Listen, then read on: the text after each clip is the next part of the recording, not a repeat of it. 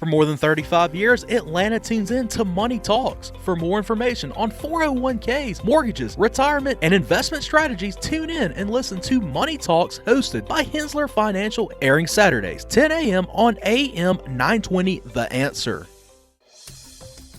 From the Hensler Financial Studio, welcome to the Gwinnett Daily Post podcast. Today is Friday, April 28th, and happy 73rd birthday to comedian Jay Leno. It's The Tonight Show with Jay Leno. I'm Bruce Jenkins, and here are your top stories presented by Peggy Slappy Properties. A former Falcons player is sitting in jail after firing shots at a family's car in Lawrenceville. A school bus caught fire at Mulberry Elementary. And we got our sports update presented by Tom Wage's Funeral Home. Plus, we'll have some events to get you out there this weekend. We'll have all of this and more on the Gwinnett Daily Post podcast. Breaking news. This is the best time to buy a home. Many experts are saying to act now. Here's Peggy from Peggy Slappy Properties with more. Historically, your home or real estate investments are the best and safest ways to create generational wealth. Traditionally, the housing market outperforms stocks, bonds, crypto, and other common investments. Don't miss out on your best investment, your home. Let us help you navigate your home buying journey. Call today at 770-271-5555 or find us online at psponline.com. Enriching lives one story at a time for over 40 years and counting. Former Atlanta Falcons player William Moore has been charged with multiple counts, including 2 counts of aggravated assault after allegedly firing a gun at a vehicle with 3 people, including 2 children inside. The incident occurred on Sunday in Alexander Park in Lawrenceville, and the vehicle was damaged, though it was unknown if anyone was injured.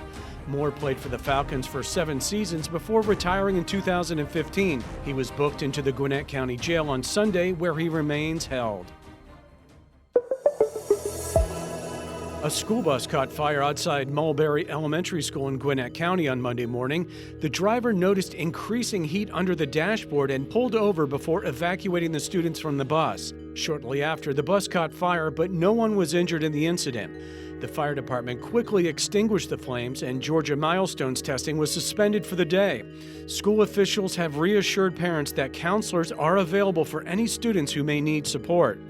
The bus driver and monitor were praised for their quick response in ensuring the safety of the children. A student at Trickham Middle School will face disciplinary action and criminal charges after a search for marijuana led to the discovery of an unloaded handgun.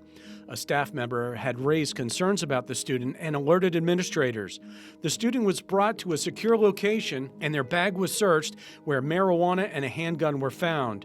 The school's principal, Ryan Queen, praised the staff member who raised concerns and said that the incident demonstrated the see something, say something concept. The incident is the latest in a series of disciplinary incidents in Gwinnett County schools this year.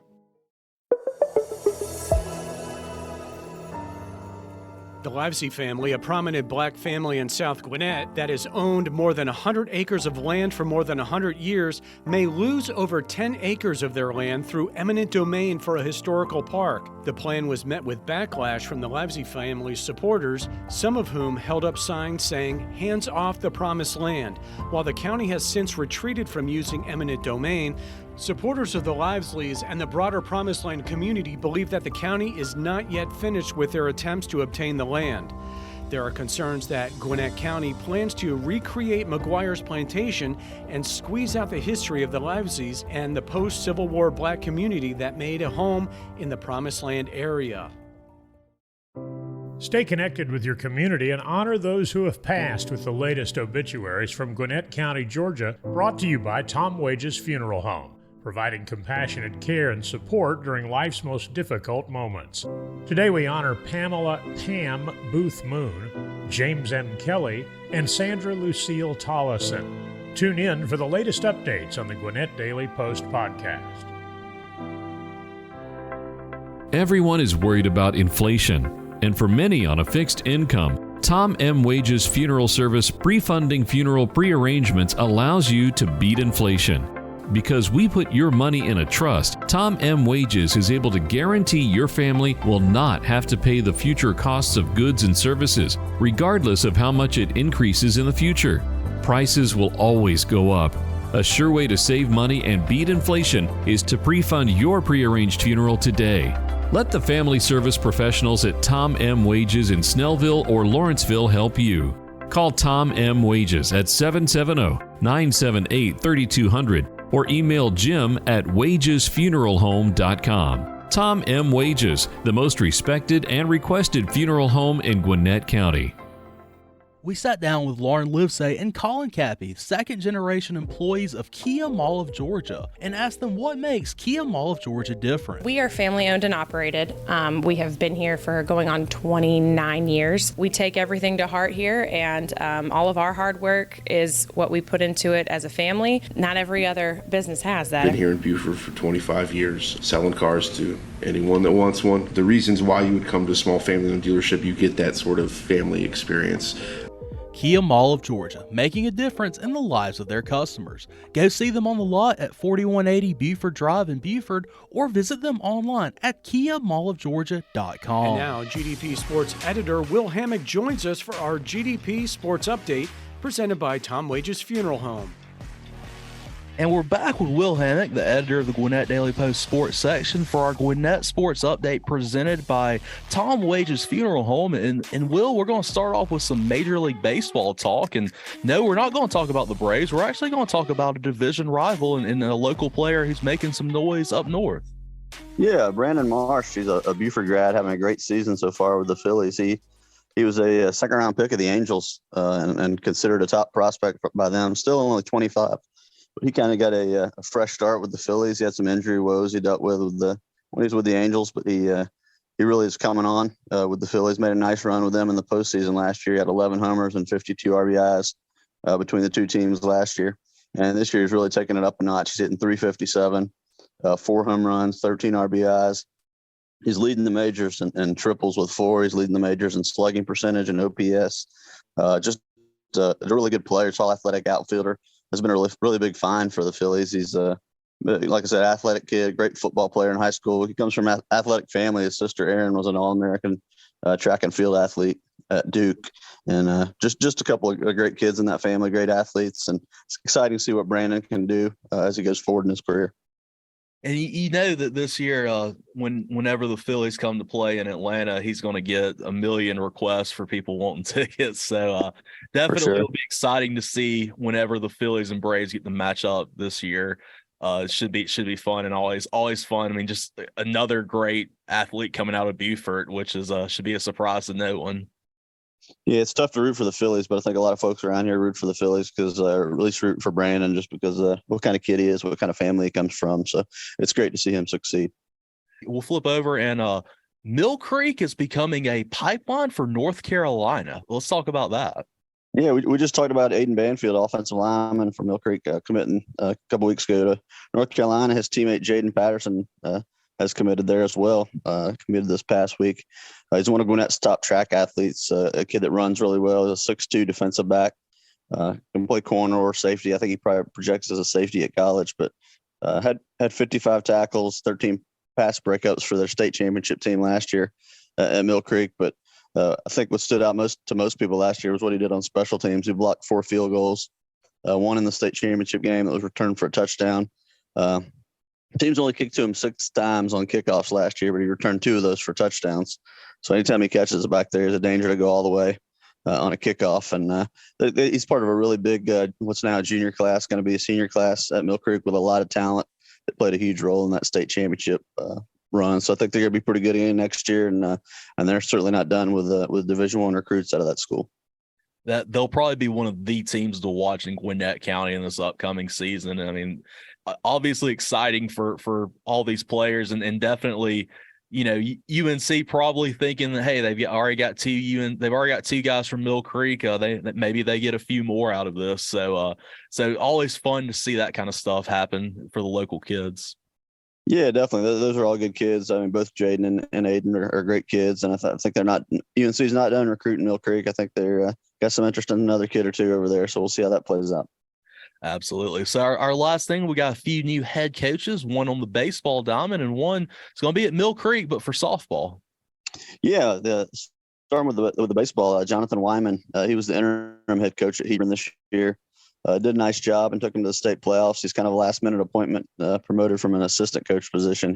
He was promoted last year as an assistant coach. I joined him last year as an assistant coach, and then promoted to full-time head coach last week. Hebron made the decision. He did a nice job, and they wanted to promote him. But he's a guy. He's not a career assistant or anything. He's a very experienced head coach. He's had successful tenures at both Norcross and Lanier. He was the Gwinnett Coach of the Year at Norcross back in 2013, and he was an assistant at North Gwinnett before that. So he's been around Gwinnett County for a long time. Certainly a guy they're happy to have as their head coach. He's very tied and very connected at Hebron. His wife is an assistant principal at the lower school over there at Hebron. They have 4 children. They go to school at Hebron, so very connected. Obviously a great choice and an obvious choice to take over that program. And somebody that's familiar with Mill Creek is going to be the new Mill Creek softball coach, Griffin Andrews, as the new head coach. And she graduated Mill Creek, and she played on their first state softball championship team in 2008. So she's excited to get the team back to that level. She's coached at the middle school level over in Tequila for the past 6 years and has coached travel ball for a long time. So I think it's going to be a great hire. She's excited about Mill Creek, loves Mill Creek, and has settled back in this community. And she's taken over a traditionally strong softball program at Mill Creek. So I think she'll do a great job. So it sounds like with both these hires, they have, a good knowledge, a good history with their current schools, but also just with Gwinnett County as a whole, which is, I think a huge thing to not only understand the program you're taking over, but to be able to understand kind of how this county works. I think those are 2 great hires for both these schools. Yeah, definitely. We talked about it before, how much the kids like it when assistant coaches are promoted from the school and the kids already know them. And it helps to have coaches like this too, that they're connected to the community, that, not going to be a one-year fix. It's going to be people that are settled in the community and love the place and have a chance to be there for a long time and kind of give some consistency going forward.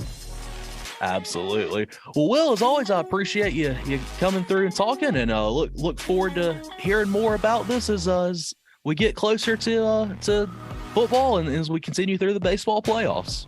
Sounds great. Thanks for having me. All right. Thank you. I want to be an artist like Leonardo DiCaprio. That's Da Vinci, Gene. No! The Sewanee Arts Festival is a 2-day event showcasing art exhibits, stage performances, children's activities, and cuisine from all around the world.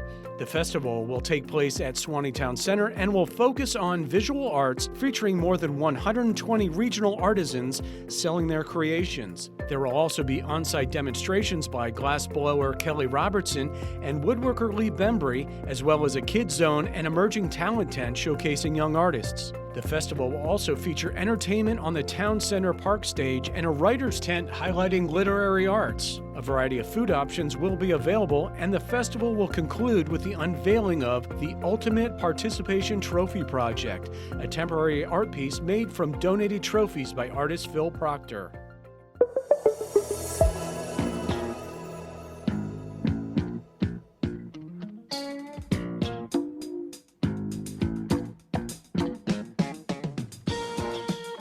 John Melvin, former executive director of the Georgia Bureau of Investigation, has been sworn in as the managing assistant district attorney in Gwinnett County.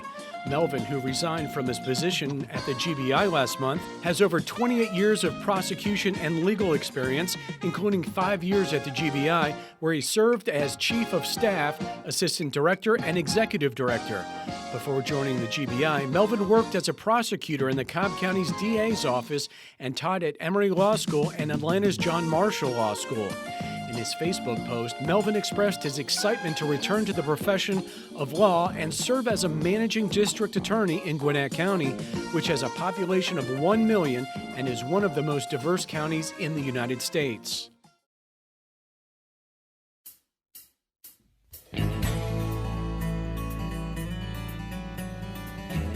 And now here's community reporter Matt Golden with some events to get you out there. Hello, Gwinnett listeners. It's a great weekend in Gwinnett County, and we've got 5 events to get you out there this weekend. For additional events, please visit the GDP community calendar. First off, it's the All About Kids Expo. The All About Kids Expo runs from 10 a.m. to 2 p.m. on Saturday at the Gwinnett County Fairgrounds Exhibition Hall. And on Saturday from 10 a.m. to 5 p.m. and Sunday from 11 a.m. to 5 p.m.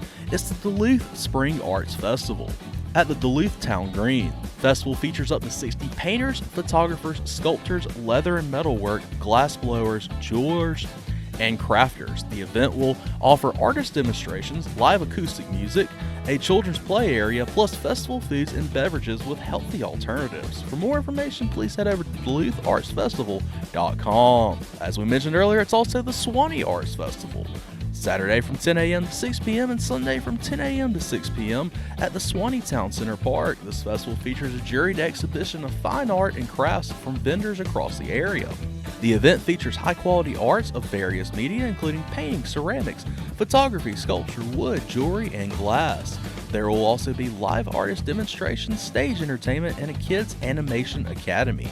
For more information, please head to SwaneeArtsCenter.org. And Saturday from 4 to 7 p.m., it's Taste of Lilburn at Salem Missionary Baptist Church in Lilburn. An exciting event of delicious food from some of our great local restaurants. There'll be live music, a silent auction of unique items, and a fun time with over 1,000 of your friends. Tickets can be purchased prior to the event or at the door. For more information, head to tasteoflilburn.org. And finally, Saturday from 10 a.m. to 4 p.m. in Grayson, it's the Grayson Day Parade and Festival. It's the 43rd annual Grayson Day with a road race starting at 7:30 a.m., followed by the parade and hundreds of craft and food vendors starting at 10 a.m. For more information, please head to cityofgrayson.org. Hopefully some of these events piqued your interest, and maybe I'll see you out there this weekend. Have a fun and safe weekend, Gwinnett County. Are you interested in working in a nationally recognized school system? See what your career can be at Gwinnett County Public Schools Educator Connect Career Fair on May 16th. This engaging event allows you to meet with leadership and learn how you can shine with our award-winning school district. Administrators from participating schools will be hiring in multiple subject fields for the 2023-2024 school year. You must hold certification by July of 2023. Register to attend at gcpsjobs.com/educatorconnect. Screenings will be held from 3 to 5 p.m. The GCPS Educator Connect Career Fair. Come join Georgia's biggest and best.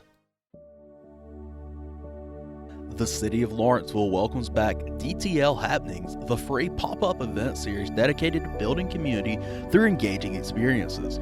Join us for an invigorating evening of yoga at the Lawrenceville Lawn with Performance Power Yoga on April 20th at 6 p.m. Open to everyone, whether you're an experienced yogi or a beginner. You'll leave feeling refreshed, rejuvenated, and ready to take on the day. For more information, please visit downtownlawrencevilleGA.com.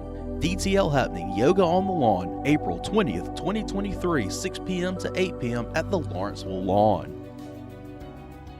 Thanks again for listening to today's Gwinnett Daily Post podcast. Did you know over 50% of Americans listen to podcasts weekly? Make sure you join us for our next episode, and be sure to share this podcast on social media with your friends and family. Add us to your Alexa Flash Briefing or your Google Home Briefing, and be sure to like, follow, and subscribe wherever you get your podcasts. Make sure to check out Times Journal's news podcast created by BG Ad Group, the Marietta Daily Journal, the Gwinnett Daily Post, the Cherokee Tribune Ledger, the Northwest Georgia News, the Northside Neighbor Podcast, the community podcast for Rockdale, Newton, and Morgan County. Available wherever you listen to podcasts. This podcast is a production of BG Ad Group. Darren Sutherland, executive producer. Jacob Sutherland, director. Producers Jason Gentarola and Matt Golden. And Jinrei Zhang, video producer. All rights reserved.